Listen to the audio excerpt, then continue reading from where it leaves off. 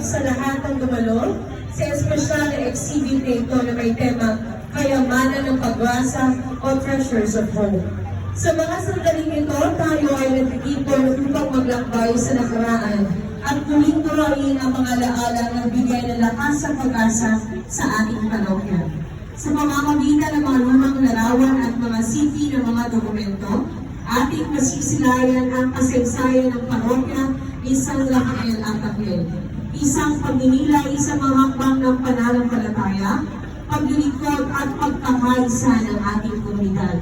Ang bawat larawan at dokumento ay hindi lamang mga piraso ng kasaysayan. Ang mga ito ay mga paalala ng mga sakripisyo, tagumpay at mga biyaya na nagsalim sa magbuo ng ating parokya.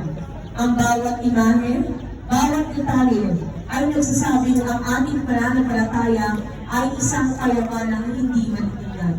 Ito ay patuloy na nagbibigay ng pag-asa sa bawat isa sa atin mula sa mga unang hakbang ng ating parokya hanggang sa kasalukuyang panahon. Sa pagtingin natin sa mga lumang larawan at mga dokumento, gaway magsilbing inspirasyon ito upang patuloy natin yakapin at ipagdiwang ang ating pagkakilanlan bilang isang komunidad ng pananampalataya.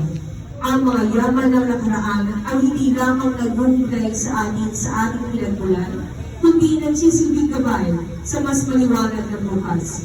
At sapagkat ngayon, tayo po ay nasa ikalawang taon ng paghahanda sa pagdating ng ginitong anibersaryo ng ating diocese, kung saan pinahahalagaan ang mga pari, religyoso at religyosa.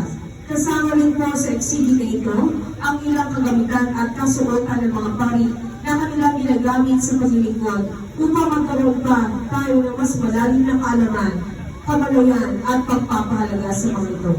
Ngayon po ay isasagawa ang pagbubukas ng ating exhibit sa pamamagitan ng ribbon cutting na pagmumunahan ng ating Diocesan Administrator Reverend Father Dino Esplana, ang ating lingkod pa rin Reverend Father Minnie Marpelin, kasama ang Chairperson ng Parish Pastoral Council, Sister Arline Mayo, President ng Parish Finance Council, Brother Roel Marte, at ang Chairperson ng Parish Commission on Cultural Heritage, Brother Sonny Paginawa.